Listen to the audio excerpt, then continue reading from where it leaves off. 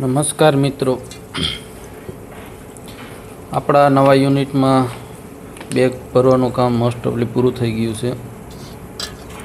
આપણે આ યુનિટમાં 11 થી 12 લાખ જેવી ઠેલી ભરાણી છે અને એ જ બેગમાં આજે અર્જુન સાદરનું વાવેતરનું શુભ મુહૂર્ત કરી દીધું છે.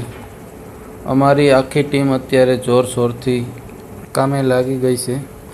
નર્સરીમાં નાના છોડને પૂરતા પ્રમાણમાં ભેજ મળે અને માટી ધોવાઈ ન જાય તે માટે અમે આધુનિક માઇક્રો સ્પ્રિંકલર ફુવારા સિસ્ટમ શરૂ કરી દીધી છે.